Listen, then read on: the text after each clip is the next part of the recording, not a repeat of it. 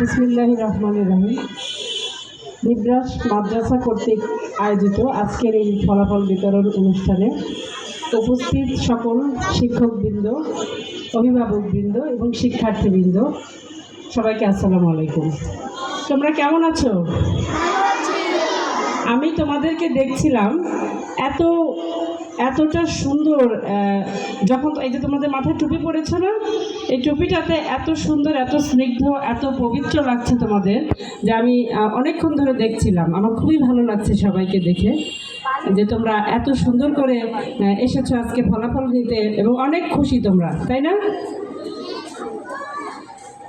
তোমরা অনেক ভাগ্যবান যে তোমরা শৈশবকাল থেকেই তোমরা কোরআনের শিক্ষায় দীক্ষিত হতে পারছো।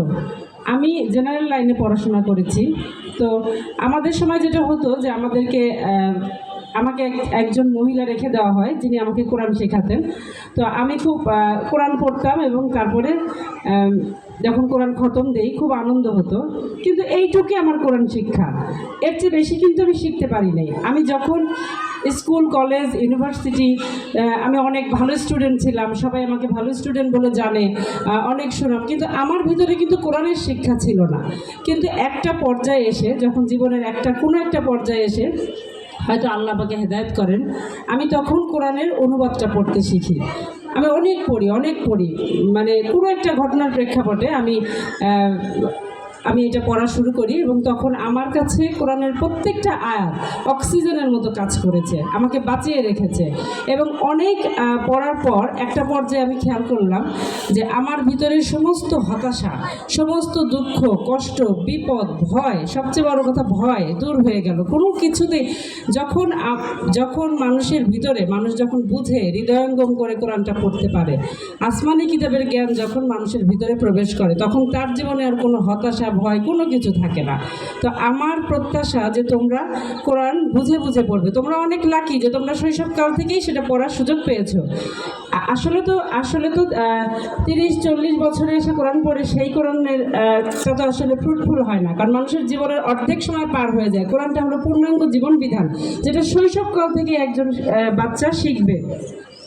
এবং একজন শিক্ষার্থীর তার যে ব্যক্তিত্ব, মানসিক বিকাশ, ব্যক্তিত্বটা গড়ে ওঠে হলো 1 থেকে 18 বছর বয়সের মধ্যে। এরপরে কি হয়? এরপরে তার যে ব্যক্তিত্ব, তার বিহেভিয়ার, তার ম্যানার, সব কিছু কিন্তু এই বয়সের মধ্যেই গড়ে ওঠে। এরপরে কিন্তু আর সেটা চেঞ্জ হয় না। এরপরে মানুষ উচ্চশিক্ষার জন্য যেখানেই যাক, পারিপার্শ্বিকতা, অভিজ্ঞতার কারণে কিছু জিনিস চেঞ্জ হয়, কিন্তু তার বেসিক সত্তাটা কিন্তু গড়ে ওঠে ওই বয়সের মধ্যেই। তাহলে এই বয়সের মধ্যেই কোরআন শরীফটা শেখা উচিত আমি মনে করি, এবং তোমরা সেই সৌভাগ্যবান। এবং আমি চাইবো যে তোমরা সেই কোরআনের জ্ঞানটা শুধু শিখে না, তোমরা অনুবাদ সহকারে শিখবে, শুধু আরবি না, অনুবাদ সহকারে শিখবে, হৃদয়ঙ্গম করে তোমরা কোরআন শরীফ পড়বে, এবং সেটাকে তোমরা কাজে লাগাবে। একজন নৈতিক মানুষ, নৈতিক মানবিক মানুষ হয়ে গড়ে উঠবে। ভালো মানুষ হওয়াটা কিন্তু জরুরি। আমি গার্ডিয়ানদের উদ্দেশ্যে বলতে চাই, আপনারা অনেক সময় শিক্ষার্থীদের অনেক বেশি চাপ দেন ভালো স্টুডেন্ট হওয়ার জন্য। ভালো স্টুডেন্ট হতে হবে, দেশের বাইরে পড়াশোনা করতে হবে। আপনি খোঁজ নিয়ে দেখেন যে অনেক ছেলেমেয়ে আছে যারা দেশের বাইরে অনেক উচ্চ পদ নিয়ে দেশের বাইরে গিয়েছেন, কিংবা অনেক উচ্চপদস্থ কর্মকর্তা হয়েছেন দেশে, কিন্তু দেখবেন যে তারা বাবা মায়ের কোনো খেয়াল রাখে না। এরকম ঘটনা কিন্তু অসংখ্য আছে। তাহলে সেই মানুষ হয়ে আপনার লাভটা কি? যে সন্তান আপনার কোনো খোঁজখবর রাখে না, সে উচ্চপদস্থ হলেই আপনার লাভটা কি? বা সে যে নিজের বাবা মায়ের খোঁজ খবর রাখে না, সে দেশের কি করবে, মানুষের কি সেবা দিবে? এরকম কিন্তু আছে। আমার বাবা মা একবার অসুস্থ ছিল, আমি হসপিটালে, তখন করোনাকালীন সময়। তো পাশের কেবিনে একজন লোক ছিলেন, 62 ওনার এজ তখন, এবং যথেষ্ট আমি দেখেছি যে উনি যথেষ্ট অ্যারিস্টোক্রেট, হয়তো কোনো উচ্চপদস্থ কর্মকর্তা ছিলেন। ওনার তো টাকারও অভাব নাই, কিন্তু উনাকে একটা খাবার দেওয়ার লোক নাই। কেউ এসে, উনি একজন লোক ভাড়া করেছেন দিনে 2000 টাকা, সেই লোক উনার সব টেক কেয়ার করেন। উনিও করোনা পেশেন্ট। সেই লোক ওনার টেক কেয়ার করেন এবং উনি ওই হসপিটালের খাবার যেটা খাওয়া যায় না কষ্ট করে আর কি, তখন আমি পিজি হসপিটালে, সেই খাবারটাই উনি বক্স নিয়ে বের হয়ে খান। আমার দেখে খুব কষ্ট লাগতো যে ওনার তো টাকারও অভাব নাই, কি ওনার কোনো কিছুরই অভাব নাই, কিন্তু ওনাকে আসলে দেওয়ার লোক নেই। হয়তো সবগুলো সন্তানই দেশের বাইরে বা সবাই অনেক বেশি কর্মব্যস্ত, তো এটা তো অনেক দুঃখের একটা বিষয়।